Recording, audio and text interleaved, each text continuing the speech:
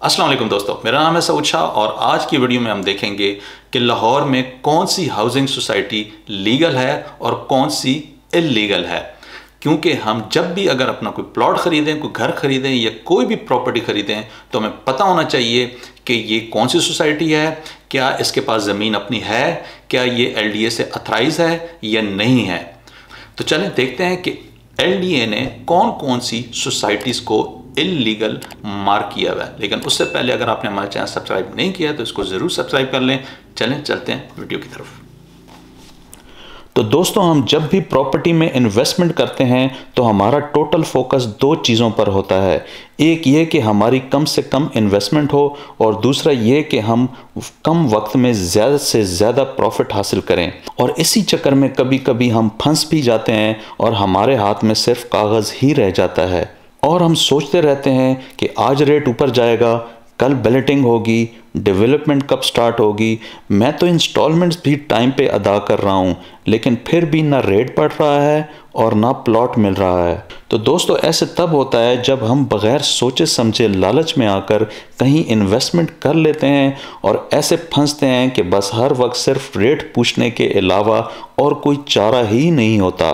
खैर, प्रॉपर्टी में इन्वेस्टमेंट किन चीज़ों को देखकर करनी चाहिए, इस पर मैंने एक डिटेल से वीडियो बनाई हुई है जिसका लिंक ऊपर आई पे आ रहा है, आप इसको डिटेल से देख सकते हैं। लेकिन आज मैं आपको ये बताने वाला हूँ कि लाहौर के गिरद व नवाब में कौन कौन सी ऐसी सोसाइटीज़ हैं जो कि इल्लीगल हैं, जो कि अनअप्रूव्ड हैं, जिनमें अगर आप प्लॉट लें या कोई भी प्रॉपर्टी लें तो आपको बहुत नुकसान हो सकता है। जी हाँ, LDA ने रिसेंटली ऐसी तमाम हाउसिंग सोसाइटीज़ की लिस्ट शेयर की है जो कि LDA से अप्रूव्ड नहीं है और इसमें किसी किस्म की इन्वेस्टमेंट नहीं करनी चाहिए। स्पेशली उन सोसाइटीज़ की तरफ बिल्कुल भी नहीं देखना चाहिए जहाँ पे अभी कुछ भी नहीं है, नई नई लॉन्च हुई हैं, मार्केटिंग हुई है, उनकी एडवर्टाइजमेंट हुई है और शुरू में उन्होंने थोड़ा प्रॉफिट खिलाना शुरू कर दिया मार्केट लोगों को और लोग ये समझे ओ हो इसमें तो पैसे शुरू से ही डबल हो रहे हैं तो मैं भी इसमें जम कर लूँ। लेकिन जो हमारी तरह नेव लोग होते हैं, जो नए लोग होते हैं, उनको समझ नहीं आती, हम उसमें अपने पैसे डालते हैं लेकिन वो करेक्शन वापस होती है क्योंकि असल में ना उनके पास कोई ज़मीन होती है, ना कोई दूसरी चीज़ें होती हैं, ना उनके पास अप्रूवल होता है। अगर उनके पास ज़मीन होती भी है तो शुरू का जो सोसाइटी का LDA से अप्रूवल का जो प्रोसेस होता है वो बहुत ज़्यादा लेंथली होता है। तो इसलिए हम लंबे अरसे तक फंस जाते हैं और हमारे हाथ में कुछ नहीं रहता और जो बीच में गेम करते हैं ड्राइंग रूम्स में बैठ के, जो कि उन्होंने प्लान किया हुआ होता है, वो लोगों से पैसे निकाल लेते हैं। इसलिए हमें बहुत केयर करनी चाहिए कि हम कहाँ पे इन्वेस्टमेंट कर रहे हैं और हमें ये देखना चाहिए जिस सोसाइटी में मैं इन्वेस्टमेंट कर रहा हूँ क्या ये सेफ़ है, ये सिक्योर है, ये LDA से अप्रूव्ड है। अगर ये LDA से अप्रूव्ड है तो इसकी कितनी जगह LDA से अप्रूव्ड है। तो दोस्तों, ये आप LDA की लिस्ट देख रहे हैं जो उन्होंने रिसेंटली इशू की है। इसमें जितनी भी गैर कानूनी हाउसिंग सोसाइटीज़ हैं उन सब के नाम हैं और उसका एड्रेस है। जैसे आप ये देख रहे हैं, ये टोटल 116 ऐसी सोसाइटीज़ हैं जो कि गैर कानूनी हैं। जैसे आप ये देख रहे हैं, नंबर 1 अगर आप देखें एलिगेंस होम्स जो कि रायवेंड रोड पे है। इसी तरह बहुत सी लंबी लिस्ट है, इसमें मैं कुछ जो मेन है मैं कुछ आपको बता भी देता हूँ।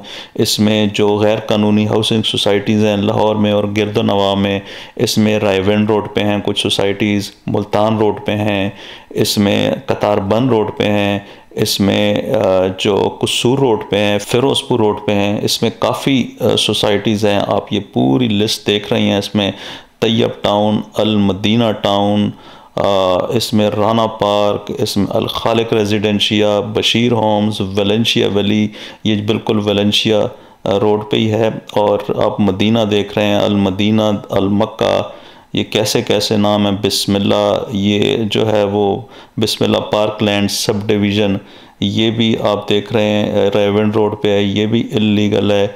नशेमन रियाज हाउसिंग स्कीम, और इसी तरह आप और भी बहुत सी हैं। ये आप देख रहे हैं new Lahore city extension phase 1, extension ये आप देख रहे हैं, ये रेवेंट रोड पे है, ये भी गैर कानूनी सोसाइटीज़ में आती है। स्प्रिंग गार्डन्स है, मराका मार्केटिंग, गुलबर्ग पार्कव्यू हाउसिंग स्कीम, और इसी तरह Bilal town, Faisal town land sub division. और अगर हम इस आगे देखें तो एक लंबी लिस्ट है। ये मैं लिस्ट आप इस वीडियो के डिस्क्रिप्शन में भी इस लिस्ट को मैं वहाँ पे शेयर कर लूँगा, आप इसको वहाँ पे डिटेल से देख सकते हैं। और जब भी कोई आपने इन्वेस्टमेंट करनी हो तो इसमें आप ज़रूर देखिएगा कि कोई ऐसी स्कीम में आप इन्वेस्टमेंट तो नहीं कर रहे जो कि इलीगल हो। इसके अलावा अगर आप इस लिस्ट में देखें तो 90 नंबर पे है पार्क व्यू सिटी। अब मैं ये हैरान हूँ कि ये जो अलीम ख़ान की पार्क व्यू सिटी है, ये क्यों इन्होंने इसमें इलीगल में डाली हुई है, हालांकि वहाँ पे काफ़ी ज़्यादा ब्लॉक्स हैं, वहाँ पे लोग रह रहे हैं, वहाँ पे फुल डेवलपमेंट हुई हुई है, सड़कें बन रही हैं, नई कटिंग्स आ रही हैं, नए ब्लॉक्स आ रहे हैं, लेकिन इसमें उन्होंने LDA ने उनको भी इलीगल सोसाइटीज़ में डाला हुआ है। इसमें पॉलिटिक्स का भी बहुत ज़्यादा अमल दखल होता है कि कौन LDA का डायरेक्टर आ गया है, कौन चला गया है, कौन सी पार्टी है, पंजाब गवर्नमेंट किसके पास है, परवेज़ इलाही के पास है, हमजा शहबाज के पास है, तो उससे भी बहुत ज़्यादा फ़र्क पड़ता है। इसी तरह अगर आपने देखा हो तो रिसेंटली पार्क व्यू इस्लामाबाद जो है वो भी इलीगल सोसाइटीज़ में कंसिडर होती थी कई सालों से, लेकिन अगर आप देख के हैरान हो जाएंगे कि पार्क व्यू सिटी इस्लामाबाद इतनी खूबसूरत सोसाइटी है, उसमें घर बने हुए हैं और वो इवन वो इस्लामाबाद जोन में आती है, उससे मतलब वो जो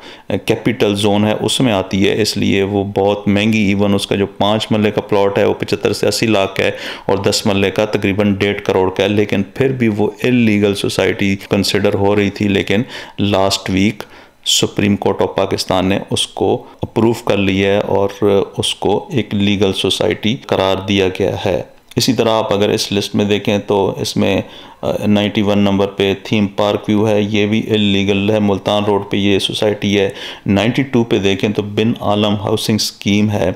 ये बिन आलम ऐसी स्कीम है जो कि कतारबंद रोड पे शुरू हुई थी आज से 6 साल पहले, लेकिन ये 2-3 साल इस तरह चलती रही। बहुत से लोगों का, क्योंकि इसकी लोकेशन बहुत अच्छी थी, बहुत से लोगों ने इसमें इन्वेस्टमेंट की, लेकिन यह है कि इनके पास ना ज़मीन थी, ना इनके पास फ्राडिये थे ये बहुत बड़े। और फिर 2018 में ये नैब में इनका केस गया और ये तकरीबन सारे भाई पकड़े गए। तो आज 4 साल 3-4 साल हो गए हैं कि 2 भाई और इनके वालिद साहब अभी भी नैब के जेल में, हिरासत में। दरमियान में इन्होंने क्या किया था कि अपने आप को जो है रेस्क्यू करने के लिए, इनका एक भाई बाहर था जेल से बाहर, उसने इसी स्कीम को किसी और नाम से, गौसिया कॉलोनी के नाम से रिलीज़ लॉन्च कर दिया था, जिसमें कुछ और लोग फंस गए, लेकिन चूंकि वो 2 नंबरी थी तो वो भी गैर कानूनी कंसिडर हुई, इसीलिए आप इस लिस्ट में देख रहे हैं।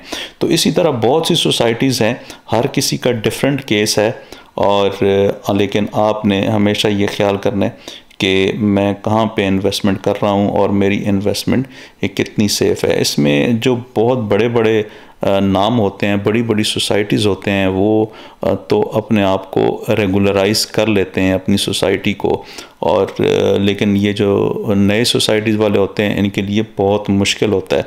तो आपने हमेशा ये देखना है कि जब भी आप प्लॉट लें या कोई भी प्रॉपर्टी लें तो वो एक अथराइज्ड जो सोसाइटी हो LDA से, उसमें आप लें। जैसे मैं हमेशा कहता हूँ, मेरा मशवरा ये है, अगर आपके पास पैसे कम हैं आप बेशक 5 मरले का प्लॉट ले लें, लेकिन ऑन ग्राउंड लें, मैप के ऊपर लें, अच्छी लोकेशन लें, कम से कम आपके पास कुछ ना कुछ तो होगा ना। लेकिन बाद में बेशक जब आपका प्रॉफिट होगा, जब टाइम आएगा, तो आप उसको बेच के 10 मरले का भी ले सकते हैं। अगर आपके पास 5 मरले की भी नहीं है तो बेशक आप कहीं 3 मरले का ले लें। लेकिन मेरा मशवरा ये है कि आप इंस्टॉलमेंट्स के चक्कर में ना पड़ें, वरना आप फंसते जाएंगे और फंसते जाएंगे। उम्मीद है दोस्तों आज की वीडियो आपको पसंद आई होगी। अगर पसंद आई तो इसे लाइक कर दें, और अगर आपने अभी भी हमारा चैनल सब्सक्राइब नहीं किया तो इसको भी सब्सक्राइब कर लें। अल्लाह हाफिज़।